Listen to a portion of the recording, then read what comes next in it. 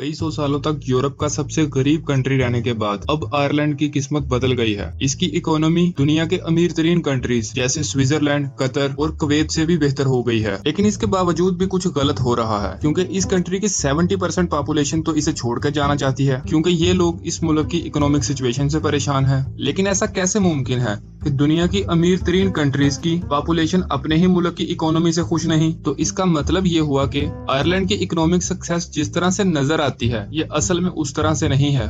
तो आज की वीडियो में हम इसी के बारे में डीप जानने की कोशिश करेंगे। तो स्टार्ट करते हैं। आयरलैंड हमेशा से ही एक गरीब मुल्क रहा है, चाहे वो ब्रिटिश के अंडर हो या इंडिपेंडेंट हो। इसकी इकोनॉमी हमेशा ही अंडर डेवलप रही है और ये हमेशा से ही अपनी ट्रेड के लिए यूके पर डिपेंड करते हैं। आयरलैंड के लोग हमेशा से ही गरीब इकोनॉमी से तंग आकर इस मुल्क को छोड़ना चाहते थे, क्योंकि इसमें किसी भी किस्म की इम्प्रूवमेंट नहीं हो रही थी। अगर हम लेट 1980s की बात करें, तब भी आयरलैंड की इकोनॉमी वेस्टर्न यूरोपियन कंट्रीज की सबसे गरीब इकोनॉमी थी और ये उस वक्त यूरोपीय यूनियन का हिस्सा भी था, जिसकी वजह से ही उसे अपनी इकोनॉमी बेहतर करने का एक रास्ता मिला। यूरोपीय यूनियन पूरी दुनिया की कंपनीज के लिए एक बहुत ही बड़ी मार्केट थी, जहां पर वो अपने प्रोडक्ट मैन्युफैक्चर और सेल कर सकती थी, और बदले में उन्हें यूरोपीय यूनियन के उस मेंबर को टैक्स देना पड़ता था जिसमें ये कंपनीज मैन्युफैक्चर और सेल करती थी। तो यहाँ पर आयरलैंड ने एक ऐसा हब बनने का फैसला किया जहाँ पर ये सारी बड़ी बड़ी कंपनीज आके अपनी मैन्युफैक्चरिंग करेंगी, जिसके बदले में आयरलैंड उनसे स्मॉल पोर्शन में टैक्स लेगा। तो ऐसा करने के लिए आयरलैंड ने बाकी यूरोपियन कंट्रीज से टैक्स कम कर दिए और यहाँ पर आने वाली मैन्युफैक्चरिंग कंपनीज को सब्सिडी भी दी। आयरलैंड का ये सिस्टम चल पड़ा, जिसकी वजह से अमेरिका की बड़ी कंपनीज जैसे डेल, माइक्रोसॉफ्ट और बेंचमार्क कंपनीज ने ऑफिशियल यूरोपियन रेजिडेंस के लिए आयरलैंड को चुना। इसलिए नहीं कि आयरलैंड एक बहुत ही अच्छी मार्केट है, बल्कि इसलिए यहाँ पर मौजूद कम टैक्सेस की वजह से काफी पैसे बचा सकती हैं। आयरलैंड को जो टैक्सेस मिल रहे थे उससे इसकी इकोनॉमी बहुत ही बूस्ट कर रही थी। 1990s में या 2000s में आयरलैंड की इकोनॉमी ऐसे ग्रो कर रही थी जैसे सिंगापुर और साउथ कोरिया की ग्रो कर रही थी। 2008 में आने वाले क्राइसिस ने आयरलैंड को भी इफेक्ट किया, लेकिन इसने टैक्सेस और कम कर दिए, बल्कि खत्म ही कर दिए, जिसकी वजह से ये पूरी दुनिया की बड़ी कंपनीज के लिए टैक्स के लिहाज से एक जन्नत बन गया था, जिसकी वजह से अमेरिका की बड़ी कंपनीज ने यहाँ मजीद इन्वेस्टमेंट की और बदले में आयरलैंड को इसका एक छोटा सा पोर्शन मिलता। लेकिन थोड़ा थोड़ा करके आयरलैंड के लिए वो बहुत बड़ा हिस्सा बन जाता और आयरलैंड क्राइसिस से ऐसे बाहर निकला कि जैसे वो कभी क्राइसिस में था ही नहीं, और पहले से भी ज्यादा अच्छे तरीके से ग्रो करता रहा।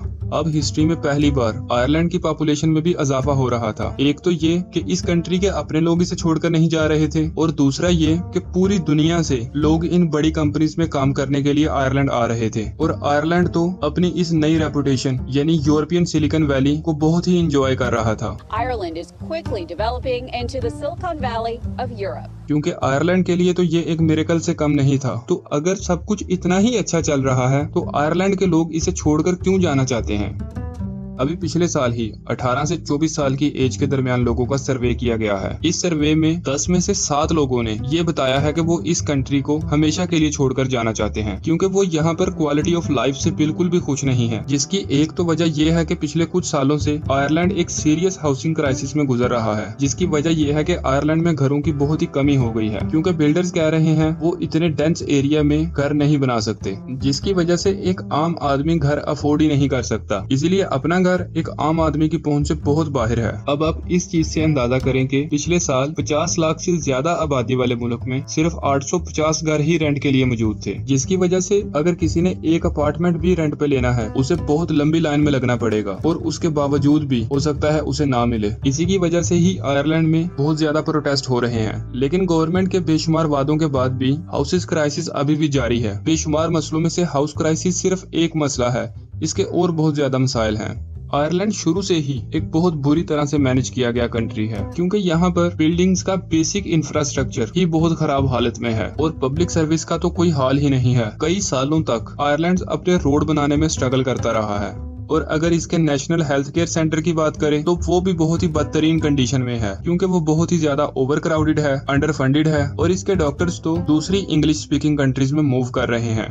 अब ये सारे क्राइसिस तो और बेशुमार कंट्रीज में भी हैं, लेकिन यहाँ ज्यादा मसला ये है कि इसकी इकोनॉमी तो ग्रो कर रही है, लेकिन इस मुल्क की कंडीशन और भी ज्यादा खराब हो रही है। तो इसका सिंपल सा मतलब तो ये हुआ, ऑन पेपर रिकॉर्ड आयरलैंड तो बहुत ही बेहतरीन मुल्क है, लेकिन रियलिटी में ये बिल्कुल भी रहने के काबिल नहीं है।